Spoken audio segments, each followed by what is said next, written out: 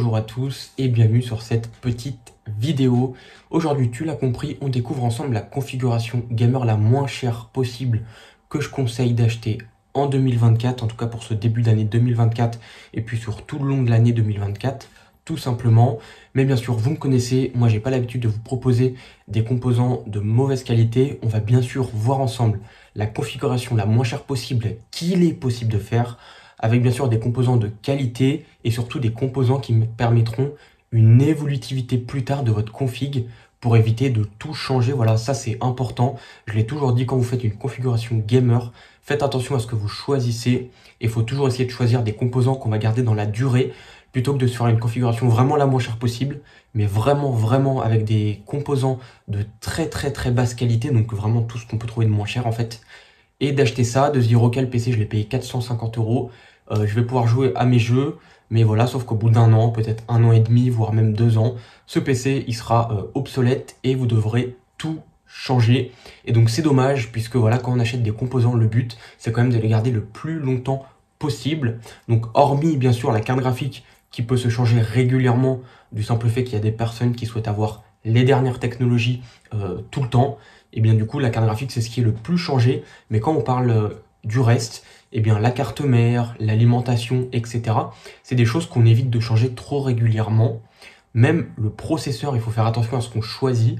Et donc c'est pour ça que vous allez voir, je vais vous proposer quelque chose de plutôt intéressant et avec un budget le moins cher possible, en tout cas que je peux faire, et qui selon moi c'est une config que je pourrais acheter par exemple pour l'utiliser en tant qu'utilisation personnelle.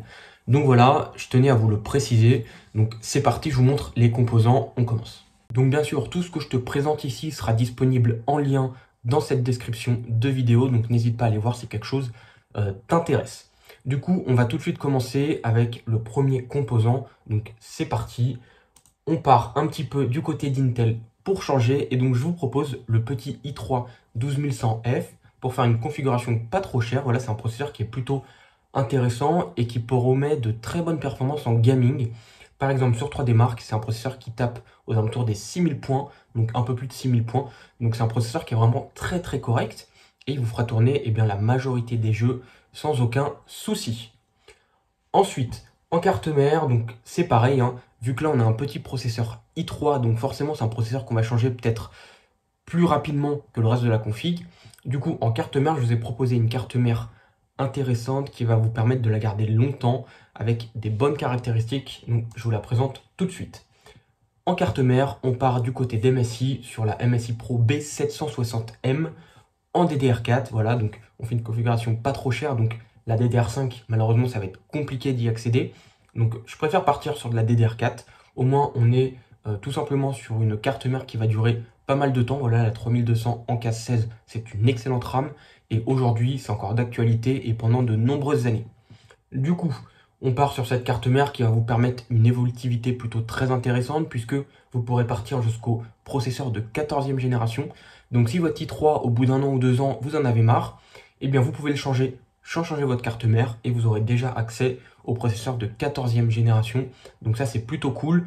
On a 4 slots de RAM, donc ça c'est pareil, c'est super intéressant. Ça va vous permettre de mettre à jour votre RAM sans avoir besoin de tout changer. Donc si par exemple vous prenez du 2x8, et bien pour plus tard vous rajoutez du 2x8 et vous avez du 32 Go de RAM. Donc en termes d'évolutivité, c'est vraiment super intéressant. Et bien sûr, on a du M2, on a du PCIe 4.0. Donc ça, pour moi, c'est la norme en 2024. On ne peut plus proposer des configs qui ne sont pas compatibles PCIe 4. Le PCIe 3, il faut arrêter, puisque comme vous le savez, on est déjà en marche vers le PCIe 5. Il y a déjà des composants qui sortent. Et donc, forcément, entre le PCIe 3 et le PCIe 4, il n'y avait pas une grosse différence. Entre le PCIe 4 et le PCIe 5, il n'y en aura peut-être pas une grande non plus. Mais si vous avez du PCIe 3 et que vous prenez une carte graphique, par exemple, en PCIe 5, et bien là, je pense que la bride sera beaucoup plus importante que si vous aviez du PCIe 4, ou comme on a vu le cas entre le PCIe 3 et le PCIe 4, où il y avait une petite perte de performance qui n'était pas super énorme, mais elle était quand même là. Là, entre deux générations, je pense que ça peut faire mal. Donc c'est pour ça, partez sur du PCIe 4 minimum. Ensuite, on continue avec la carte graphique. Donc c'est pareil, en carte graphique, j'ai voulu vous trouver quelque chose de pas trop cher, mais qui aujourd'hui vous permet de jouer dans de très bonnes conditions. Forcément, on ne peut pas passer à côté de la 6600. C'est le meilleur rapport qualité-prix aujourd'hui dans le monde de l'informatique. Voilà, je le dis clairement, cette carte graphique-là, c'est la meilleure que vous pouvez trouver à ce tarif-là, 230 euros. Et encore, elle a un petit peu augmenté puisque avant on la trouvait moins chère. Mais même à 234 euros, c'est une carte graphique qui est ultra performante. Elle vous permet de jouer en 1080p dans d'excellentes conditions et même de faire tourner pas mal de jeux en 1440p dans de bonnes conditions. Donc pour moi, cette carte graphique, c'est la meilleure carte encore aujourd'hui en 2024. C'était le cas en 2023 et pour l'instant, il n'y a aucun concurrent qui propose une carte au meilleur rapport prix que cette carte-là. Donc je peux que vous la proposer puisque quand on fait un PC pas cher, 234 euros pour une carte graphique, ça reste quand même correct. On aurait très bien pu partir sur une RX 6500 XT, mais voilà, comptez pas jouer dans d'excellentes conditions parce que vous allez être stoppé sur de la 1080p et certains jeux peut-être ne passeront pas à 60 fps. Donc faudra baisser les graphismes. Hormis là, avec cette carte en 1080p, vous passez tous les jeux en ultra. Donc voilà, franchement, meilleur achat. On continue avec la RAM. Donc là, c'est pareil, hein, la RAM, toujours comme d'habitude, on part sur du Corsair. Pareil, il n'y a aucune RAM plus performante et moins chère que cette RAM-là et de renommée, puisque là, on est quand même sur du Corsair. Hein, c'est ce qui se fait de mieux en termes de RAM. On est en 3200 MHz en casse 16. Voilà, c'est la meilleure RAM qu'on peut trouver actuellement en DDR4. Et donc, forcément, à 46 euros, eh bien, c'est un achat super intéressant. Et donc, je peux que vous les conseiller.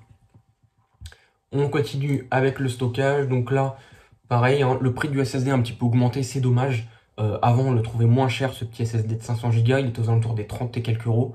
Donc là, malheureusement, ça a pris un petit coup. On est à 46 euros. Donc, c'est un petit peu plus cher que d'habitude. À ce prix-là, il me semble, si je dis pas de bêtises, on n'était pas loin du 1 Tera il y a quelques mois en arrière. Donc voilà, le SSD, là, vraiment, ça a bien augmenté. C'est dommage. Donc, on part sur du 500 Go. Donc, pour ce prix-là, pour une configuration à ce prix-là, c'est correct. Mais voilà, c'est sûr que du 1 Tera, ça aurait été un peu plus intéressant. Je vous ai pas encore dit le prix de la config, restez bien jusqu'à la fin parce que je vous dévoile le prix juste après, à la fin de cette vidéo. Du coup, on continue, on va parler maintenant du boîtier. Et donc, on est sur le boîtier Bitfenix Nova Mesh. Donc, c'est un... Alors, j'aurais pu trouver un boîtier moins cher. Sauf qu'il y avait pas mal de délais de livraison qui étaient entre 1 et 2 mois sur les boîtiers sur Amazon. Donc du coup, j'ai dû trouver autre chose. Et je voulais quand même vous proposer un boîtier qui a de bonnes performances en termes de ventilation. Et donc, il m'est venu l'idée de vous présenter ce petit Nova Mesh de couleur noire avec des ventilateurs ARGB. Ce qui veut dire que c'est contrôlable depuis la carte mère ou depuis un contrôleur ARGB. Alors, je ne sais pas si sur ce PC-là, ils en fournissent un ou pas. En tout cas, quoi qu'il en soit, vous pouvez les contrôler avec la carte mère. Donc, pas de souci par rapport à ça. Et du coup, on en vient au dernier composant de cette configuration. C'est tout simplement l'alimentation. Et donc là, pareil, je préfère vous mettre une alimentation de qualité. Elle va peut-être être un petit peu plus chère, mais sur la durée, vous allez gagner, croyez-moi. Et maintenant, avec 550 watts, on part sur la MSI Mag A550BN. Pourquoi cette allume-là? Parce qu'aujourd'hui, avec 550 watts, le fait que les cartes graphiques consomment de moins en moins d'énergie, de puissance, etc., eh bien, avec 550 watts, on peut se permettre de mettre des cartes graphiques plutôt intéressantes. Alors, bien sûr, comptez pas mettre une 4070 ou une 4080, mais jusqu'à la 4060 Ti, par exemple, du côté d'NVIDIA, ça passe sans problème. Et du côté d'AMD, donc, vous avez la 6600, la 6600 XT qui passera sur du 550 watts et la 6700 qui passera juste sur du 550 watts. Après, si vous prenez plus que de la 6700, il faudra envisager de prendre une alimentation plus performante. Mais voilà, après, avec les nouvelles générations de cartes qui sortent, normalement, avec 550 watts, vous allez être tranquille pour la plupart des cartes entrée de gamme et moyen de gamme. Donc, voilà les amis, pour cette configuration. Le prix total, on est sur 663 euros. Ça peut paraître beaucoup quand on parle de la configuration la moins chère possible, mais quand on regarde la qualité des composants, eh bien, on s'aperçoit que finalement, c'est pas super cher et que ça permet d'avoir une configuration qui va durer dans le temps. On peut faire moins cher. Je vous le dis, je vous le cache pas, c'est possible de faire moins cher. On part sur de l'AeroCool qui va coûter 40 euros. On parle sur un Ryzen 3 ou même un Ryzen 5 4500 qui va coûter moins de 80 euros, mais qui sera en PCIe 3. On part sur une carte mère A520M qui va coûter 60 euros. Donc oui, c'est possible de faire moins cher, mais vous sacrifiez bien sûr la qualité et les performances des composants et je trouve ça dommage. C'est pour ça que je préfère vous proposer ce style de configuration.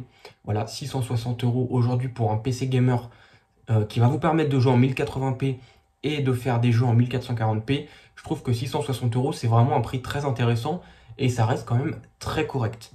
Donc voilà les amis, en tout cas si vous n'êtes pas abonné à la chaîne, n'hésitez pas à le faire puisque comme vous le savez, des vidéos qui tombent régulièrement tous les samedis. Donc voilà, n'hésitez pas à vous abonner, à activer la cloche pour ne pas les louper. Et puis voilà, moi je vous souhaite une bonne journée ou une bonne soirée. Et puis on se retrouve dans une toute nouvelle vidéo. Salut à tous!